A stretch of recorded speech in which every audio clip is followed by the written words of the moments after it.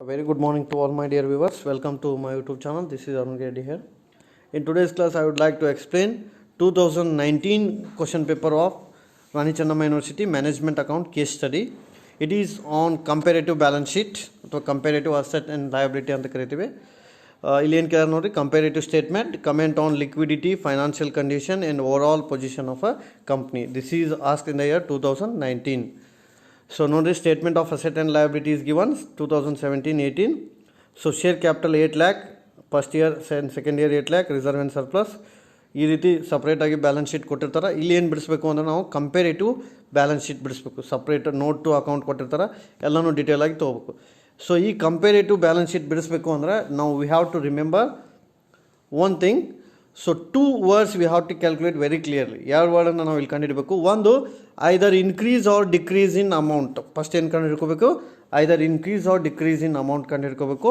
And second ಏನು ಕಂಡು ಹಿಡಬೇಕು, either increase or decrease in percentage ಕಂಡು ಹಿಡಬೇಕು. ಎರಡೇ ಕಾಲಮ್ ಇಲ್ಲಿ ಇಂಪಾರ್ಟೆಂಟ್ ಭಾಳ. First column either increase or decrease in amount and second column either increase or decrease in percentage. ಹಾಗಾಗಿ ಇಲ್ಲಿ ಬರ್ದೇವೆ ನೋಡಿರಿ, increase or decrease in amount and percentage. This is a very important.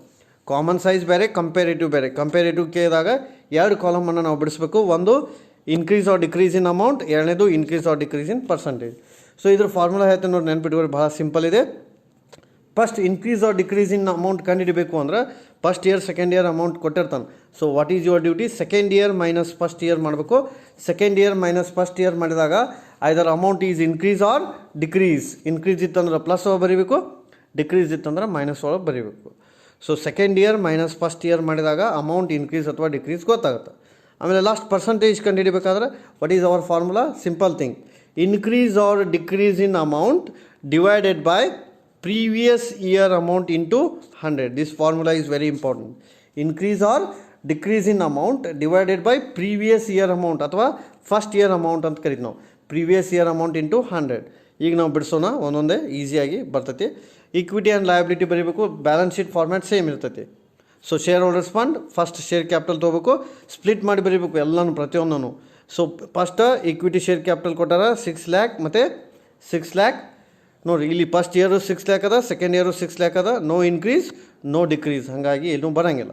ಆಮೇಲೆ preference share capital 2 lakh ಇದೆ. So no increase no decrease dash ಅಂತ ಬರೀಬೇಕು. So ಎರಡು ಕೂಡಿಸಿದಾಗ ಏನು ಬಂತು, share capital 8 lakh question paper ಹೋಗೈತೆ ಅದು. So no increase no decrease dash and dash. So share capital ಮುಗೀತು. ಸೆಕೆಂಡ್ ರಿಸರ್ವ್ ಆ್ಯಂಡ್ ಸರ್ಪ್ಲಸ್ ಬಡಿಬೇಕಾದ್ರೆ ಜನರಲ್ ರಿಸರ್ವ್ ಕೊಟ್ಟಾರ ನೋಡ್ರಿ. ಮಧ್ಯೆ ವರ್ಷ 2 ಲ್ಯಾಕ್ ಇದೆ, ಎರಡನೇ ವರ್ಷ 2,50,000 ಇದೆ. ಸೊ ಇಲ್ಲಿ ನಾನು ಹೇಳಿದ ಫಾರ್ಮುಲಾ ನೆನ್ಪಿಟ್ಕೊರಿ. So reserve first year 2 lakh and second year 2,50,000 ಇದೆ. What is the formula here, second year minus first year ಅಂದರೆ 2,50,000, second year minus first year 2 lakh ಮಾಡಿದಾಗ ಇನ್ಕ್ರೀಸ್ ಆರ್ ಡಿಕ್ರೀಸ್ ಅಮೌಂಟ್ ಬರ್ತೈತಿ. ಅಂದರೆ ಎರಡನೇ ವರ್ಷ ಹೆಚ್ಚದ, ಮೊದಲೇ ವರ್ಷ ಕಮ್ಮಿ ಐತಿ, ಅಂದರೆ ಇನ್ಕ್ರೀಸ್ ಆಗುತ್ತೆ. 50,000 ಈಸ್ ಇನ್ಕ್ರೀಸ್. ಸೊ ಪ್ಲಸ್ ಒಳಗನ್ನ ನಾವು ತೋರಿಸ್ಬೇಕು, ಇನ್ಕ್ರೀಸ್ ಇನ್ ಅಮೌಂಟ್ 50,000. ಮತ್ತು ಪರ್ಸಂಟೇಜ್ ಹೆಂಗೆ ಕಂಡುಹಿಡಬೇಕು, ಈಗ ಆಗಲೇ ಹೇಳಿ ನಾನು ನಿಮಗೆ. Increase or decrease amount 50,000, increase or decrease amount 50,000 divided by previous year amount ಅಂತ ಹೇಳಿ ನಾವು. What is a word, previous year amount ಅಂದರೆ first year. So what is our first year, 2 lakh. So 50,000 divided by 2 lakh into 100. So ಏನು ಮಾಡ್ಬೇಕು ರೀ, into 100 ಮಾಡಿದ್ರೆ ಈ percentage ಸಿಗುತ್ತೆ. ಎಷ್ಟು ಬರ್ತದೆ, 25% ಬರ್ತೈತೆ ಅದು. ಸೊ 25% ಬರ್ತೈತಿ. ಸೊ ಏನು ಬಂತು ರೀ, ಫಸ್ಟ್ ಅಮೌಂಟ್ ಬಂತು 50,000, ಸೆಕೆಂಡ್ ಏನು ಬಂತು ರೀ, ಪರ್ಸಂಟೇಜ್ ಬಂತು. ಎರಡೇ ನೋಡಿ ಭಾಳ ಇಂಪಾರ್ಟೆಂಟ್ ಕಂಡುಹಿಡಿಯೋದು, ಇಲ್ಲಿ ಏನೂ ಇಲ್ಲ ಲೆಕ್ಕ. So second year minus first year ಮಾಡಿದಾಗ ಅಮೌಂಟ್ ಸಿಗುತ್ತೆ. ಸೊ ಆ amount divided by previous year amount into 100 ಮಾಡಿದಾಗ ಪರ್ಸಂಟೇಜ್ ಸಿಗುತ್ತೆ. ಇಷ್ಟೇ ಐತದೆ. ಸೊ ಈಗ ಎರಡು ಕೂಡಿಸಿದಾಗ ಏನಾಯಿತು, ಶೇರ್ ಹೋಲ್ಡರ್ಸ್ ಫಂಡ್ ಆಗುತ್ತೆ. ಶೇರ್ ಹೋಲ್ಡರ್ಸ್ ಫಂಡ್ ಅಂದರೆ share capital plus reserve and surplus. So first year share holders fund 10 lac, second year 10,50,000. So share holder fund ಮೊದಲೇ ವರ್ಷ 10 ಲಕ್ಷ ಇದೆ, ಎರಡನೇ ವರ್ಷ 10 ಲಕ್ಷ 50,000 ಇದೆ. ಸೊ 50,000 ರೂಪಾಯಿ ಏನೈತೆ ರೀ, ಅಮೌಂಟ ಇನ್ಕ್ರೀಸ್ ಆಯ್ತು. ಹೆಂಗೆ ರೀ, second year minus first year. So 10,50,000 minus 10 lakh ಮಾಡಿದಾಗ so amount is increase 50,000. So what about percentage, so 50,000 divided by previous year amount 10 lakh into 100. So the percentage is 5%. So ಇದು 5% ಬಂತು. ಆಮೇಲೆ ಏನು ರೀ, ನಾನ್ ಕರೆಂಟ್ ಲಯಬಿಲಿಟಿ ತೊಗೋಬೇಕು ಸೆಕೆಂಡ್ ಪೋರ್ಷನ್. ಅದ್ರೊಳಗೆ long term borrowing ಅಂದರೆ debenture usually ಇರ್ತೈತಿ. ಸೊ 10 ಲ್ಯಾಕ್ ಕೊಟ್ಟಾರ, ನೋ ಇನ್ಕ್ರೀಸ್ ನೋ ಡಿಕ್ರೀಸ್ ಎರಡು ಸೇಮ್ ಅದಾವೆ. ನಾನ್ ಕರೆಂಟ್ ಲಯಬಿಲಿಟಿ ಹಾಗಾಗಿ ಪರ್ಸೆಂಟೇಜು ಅಮೌಂಟು ಬರೋಂಗಿಲ್ಲ. ಸೊ ನಾನ್ ಕರೆಂಟ್ ಲಯಬಿಲಿಟಿ ಮತ್ತೆ ವಾಪಸ್ ಬರಬೇಕು 10 lakh, no increase no decrease. So ಈಗ ಶೇರ್ ಕ್ಯಾಪಿಟಲ್ ಬಂತು, ನಾನ್ ಕರೆಂಟ್ ಲಯಬಿಲಿಟಿ ಬಂತು. ಆ್ಯಂಡ್ ದ ಥರ್ಡ್ ಪೋರ್ಷನ್ ತೊಗೋಬೇಕು ಕರೆಂಟ್ ಲಯಬಿಲಿಟಿ. ಅದ್ರೊಳಗೆ ಒಂದೇದು trade payable. So trade payable ಒಳಗೆ ಎರಡು ಅದಾವ, ಬಿಲ್ಸ್ ಪೇಯಬಲ್ ಆ್ಯಂಡ್ ಕ್ರೆಡಿಟರ್ಸ್ ಎರಡನ್ನೂ ಸಪ್ರೇಟಾಗಿ ತೊಗೋಬೇಕು. So bills payable 1,20,000 and 1,80,000. So same procedure, second year minus first year. 1,80,000 minus 1,20,000 ಅಂದರೆ 60,000 is increase in amount. Then what about percentage? 50% ಹೆಂಗಿದೆ ಹಂಗ್ರೆ increase amount 60,000 divided by previous year amount 1,20,000 into 100. So percentage is 50%. Creditor 1,80,000 first year, second year 2 lakh. So ನೋಡಿ same amount ಮಾಡಬೇಕು. 2 lakh minus 1,80,000 ಅಂದರೆ increase amount 20,000. And the percentage is increase amount 20,000 divided by 1,80,000 into 100. So percentage is 11.11%. So next ಏನು ಮಾಡಬೇಕು ಹಾಗಾದ್ರೆ ಈಗ trade payable ಕೂಡಿಸ್ಬೇಕು ಎರಡನ್ನು. Trade payable ಎಷ್ಟು ಬರುತ್ತೆ? 3 lakh and 3,80,000. So 3,80,000 minus 3 lakh ಅಂದರೆ 80,000 is increase amount and percentage is 26.67. ಇದು ಹೆಂಗೆ ಬರುತ್ತೆ ರೀ? 80,000 divided by previous year 3 lakh into 100. So 26.67. ಈಗ ನಾವು ಕರೆಂಟ್ ಲಯಬಿಲಿಟಿ ಕೂಡಿಸ್ಬೇಕು. Current liability 3 lakh and 3,80,000, same increase amount 80,000 and percentage is 9.28. So ಈಗ last portion ಏನು ಬರೀ ಲಯಬಿಲಿಟಿ. ಲಯಬಿಲಿಟಿ ಅಂದ್ರೆ ಮೂರು ಕೂಡಿಸ್ಬೇಕು, share holders fund, non current liability and current liability. So ಎಷ್ಟು ಬರುತ್ತೆ ರೀ? First year 14 lakh and second year 15,30,000 ಇದೆ. ಸೊ ಫಸ್ಟ್ ಇಯರ್ 14 lakh ಇದೆ, ಸೆಕೆಂಡ್ ಇಯರ್ 15,30,000 ಇದೆ. So second year minus first year ಮಾಡಬೇಕು. ಸೊ ಅವಾಗ ಅಮೌಂಟ್ ಏನು ಸಿಗುತ್ತೆ? 1,30,000 ಸಿಗುತ್ತೆ. And the percentage is 9.28. ಎರಡೇ ಇಂಪಾರ್ಟೆಂಟ್ ನೋಡಿ. ಅಮೌಂಟ್ ಬರಬೇಕಂದ್ರೆ second year minus first year, percentage ಬರಬೇಕಂದ್ರೆ increase or decrease amount divided by previous year amount into 100. 9.28 ಬಂತು. ನೆಕ್ಸ್ಟ್ ಅಸೆಟ್ ಕಂಡಿಡ್ಕೋಬೇಕು. ಅಸೆಟ್ ಒಳಗೆ ಫಸ್ಟ್ ಒನ್ನ non current asset. Non current asset ಒಳಗೆ fix asset ತೊಗೋಬೇಕು. ಫಿಕ್ಸ್ ಅಸೆಟ್ ಒಳಗೆ first tangible asset ತೊಗೋಬೇಕು. Tangible asset ಒಳಗೆ ಕೊಟ್ಟಾರ first furniture 50,000 and second year 40,000. So ನೋಡ್ರಿ ಇಲ್ಲಿ ಫಸ್ಟ್ ಇಯರ್ 50,000 ಅದ ಫರ್ನಿಚರ್, ಸೆಕೆಂಡ್ ಇಯರ್ 40,000 ಐತಿ. ನೋಡಿರಿ ನಾವು ಏನು ಹೇಳಿ ನಾವು ಇಲ್ಲಿ second year minus first year ಮಾಡ್ಬೇಕಂತ. ಮೊದಲೇ ವರ್ಷ ಫರ್ನಿಚರ್ ಹೆಚ್ಚದ, ಎರಡನೇ ವರ್ಷ ಕಮ್ಮಿ ಆಯಿತು. ಎಷ್ಟು ಕಮ್ಮಿ ಆಯಿತು ಅಂದ್ರೆ 10,000, ಹಾಗಾಗಿ ಮೈನಸ್ ಒಳಗೆ ಬರೀಬೇಕು. So decrease in amount minus 10,000. So decrease amount divided by previous year amount into 100 ಅಂದರೆ percentage is also minus 20%.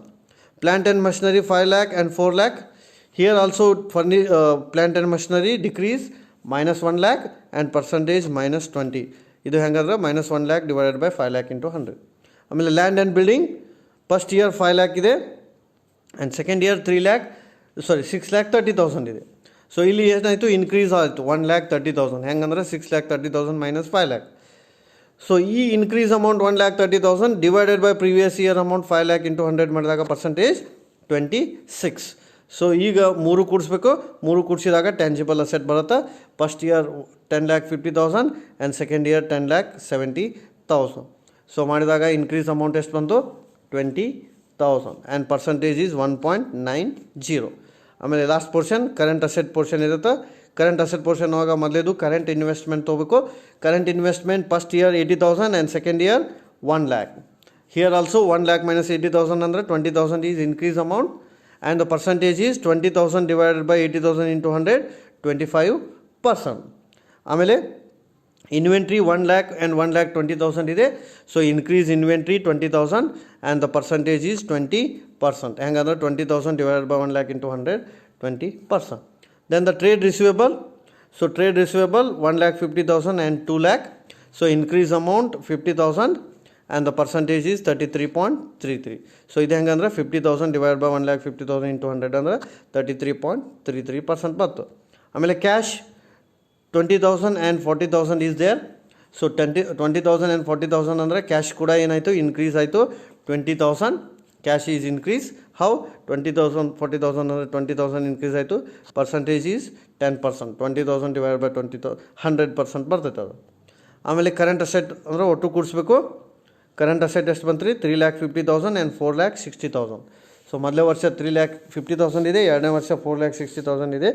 So what is our increase amount? 1,10,000. And 1,10,000 divided by 3,50,000 into 100 ಅಂದರೆ 31.48%. ಈಗ ಅಷ್ಟು ಕೂಡಿಸ್ಬೇಕು. ಅಷ್ಟು ಕೂಡಿಸಿದಾಗ ಟೋಟಲ್ ಅಸೆಟ್ ಬರುತ್ತೆ 14 lakh and 15 lakh 30,000. So difference amount is 1 lakh 30,000 increase amount and the percentage is 9.28. So ಈಗ ಇದು ಏನಾಯಿತು comparative balance sheet. ಈ question ಒಳಗೆ ಮುಂದೆ ಏನು ಕೇಳ್ಯಾರ ಅಂದ್ರೆ ಅವರು ಕಮೆಂಟ್ ಕೇಳಿದಾಗ ಲಿಕ್ವಿಡಿಟಿ ಪೊಸಿಷನ್ ಬಗ್ಗೆ ಬರೀರಿ ಅಂತ ಹೇಳ್ಯಾರು. ಸೊ ಲಿಕ್ವಿಡಿಟಿ ಪೊಸಿಷನ್ ಬಗ್ಗೆ ಬರೀಬೇಕು ಅಂದ್ರೆ we have to concentrate two portion. One is the current asset portion, another one is the current liability portion. ನೋಡ್ರಿ ಇಲ್ಲಿ ಏನೈತೆ, it is below the standard in both year. Again it has a decrease 2018 1.21 as compared to 2017. ನೋಡೋಣ ಇಲ್ಲಿ question ಏನು ಬಂದಿದೆ. ಅದು current asset percentage ಎಷ್ಟು ಐತೆ ನೋಡೋಣ. ಇದು 31.48 ಇದೆ. Current asset portion ಎಷ್ಟದ? 31.48 ಇದೆ. ನೆನ್ಪಿಟ್ಕೋರಿ. ಕರೆಂಟ್ ಲಯಬಿಲಿಟಿ ಪೋರ್ಷನ್ ಎಷ್ಟು ಬಂದದ ಅಂದ್ರೆ ಕರೆಂಟ್ ಲಯಬಿಲಿಟಿ ಪೋರ್ಷನ್ 9.28 ಇದೆ. ಸೊ ಅಂದ್ರೆ ಇದರ ಅರ್ಥ ಏನು ರೀ, current asset is more than the current liability portion. ಅಂದ್ರೆ current asset is slightly increase than the current liability. ಅಂದರೆ ಲಿಕ್ವಿಡಿಟಿ ಪೊಸಿಷನ್ ಈಸ್ ಗುಡ್ ಅಂತ ಬರೀಬೇಕು. First comment, liquidity position is good. Why? Because current asset portion is more than the current liability. Firm is not facing any cash problem. ಆಮೇಲೆ ಎರಡನೇದು financial condition. Firm is having a financial position is good because it is maintaining a good cash ಅಂತ. ಆಮೇಲೆ over all position is also good ಅಂತ ನಾವು ಇದನ್ನು ನಾವಲ್ಲಿ ಬರಿಬೋದು. Because ಇಲ್ಲಿ ಪೋರ್ಷನ್ ಏನಾಗಿದೆ, ಹೆಚ್ಚಾಗಿದೆ ಅಂತ ನಾವಲ್ಲಿ ಹೇಳ್ಬೋದು. So this is about the 2019 question paper of Rani Chennamma university. So ನೋಡ್ರಿ, ಇಲ್ಲಿ ನೆನಪಿಟ್ಕೋಬೇಕಿಷ್ಟೇ, ಕಮೆಂಟ್ ಬರೆಯುವಾಗ current asset current liability compare ಮಾಡಿ ಲಿಕ್ವಿಡಿಟಿ ಪೊಸಿಷನ್ ಈಸ್ ಗುಡ್ ಅಂತ ಬರೀಬೇಕು. Overall financial position is also good. So ಈ ಪ್ರಾಬ್ಲಮ್ದ ಫಾರ್ಮುಲಾ ಏನು ಅಂದರೆ ನೆನಪಿಟ್ಕೋಬೇಕಾಗಿದ್ದು ಎರಡು ಫಾರ್ಮುಲಾ. ಒಂದು ಅಮೌಂಟ್ ಫಾರ್ಮುಲಾ. ಅಮೌಂಟ್ ಅಂದರೆ ಇನ್ಕ್ರೀಸ್ ಆರ್ ಡಿಕ್ರೀಸ್ ಅಮೌಂಟ್. ಯಾವ ರೀತಿ ಕಂಡುಹಿಡಬೇಕಂದ್ರೆ second year minus previous year ಅಥವಾ ಫಸ್ಟ್ ಇಯರ್ ಮಾಡಿದಾಗ ಇನ್ಕ್ರೀಸ್ ಆರ್ ಡಿಕ್ರೀಸ್ ಅಮೌಂಟ್ ಬರೀಬೇಕು. ಇನ್ಕ್ರೀಸ್ ಇತ್ತಂದ್ರೆ ಪ್ಲಸ್ ಒಳಗೆ ಬರೀಬೇಕು, ಡಿಕ್ರೀಸ್ ಇತ್ತಂದ್ರೆ ಮೈನಸ್ ಒಳಗೆ ಬರೀಬೇಕು. ಆಮೇಲೆ last percentage, increase or decrease in percentage ಕಂಡುಹಿಡಬೇಕಾದ್ರೆ simple thing, increase or decrease amount divided by previous year amount into 100. Previous year is also called as a first year into 100 ಮಾಡಿದಾಗ ಏನು ಮತ್ತೆ percentage. So ಈ problem ಬಿಡಿಸುವಾಗ ಸಪ್ರೇಟಾಗಿ ನಾವು ತೊಗೋಬೇಕು. ಸಪ್ರೇಟಾಗಿ ಅಂದರೆ ಯಾವ ರೀತಿ ರೀ, ಶೇರ್ ಕ್ಯಾಪಿಟಲ್ ಒಳಗೆ ಎರಡು ಇದ್ದರೆ ಎರಡು ಸಪ್ರೇಟ್ ತೋರಿಸ್ಬೇಕು. Equity capital, preference capital. Reserve and surplus ಒಳಗೆ general reserve, profit and loss account ಸಪ್ರೇಟಾಗಿ ತೋರಿಸ್ಬೇಕು ಇದರ. ಆಮೇಲೆ ನಾನ್ ಕರೆಂಟ್ ಲಯಬಿಲಿಟಿ ಒಳಗೆ ಡಿಬೆಂಚರ್ ತೋರಿಸ್ಬೇಕು. ಕರೆಂಟ್ ಲಯಬಿಲಿಟಿ ಒಳಗೆ ಕ್ರೆಡಿಟರ್, ಬಿಲ್ಸ್ ಪೇಯಬಲ್, ಆಮೇಲೆ ಪ್ರಾವಿಷನ್ ಫಾರ್ ಟ್ಯಾಕ್ಸ್, ಡಿವಿಡೆಂಡ್ ಈ ರೀತಿ ಸಪ್ರೇಟ್ ತೋರಿಸ್ಬೇಕು. ಆಮೇಲೆ ಅಸೆಟ್ ಒಳಗೆ non current asset, land, building, machinery, furniture separate ತೋರಿಸ್ಬೇಕು.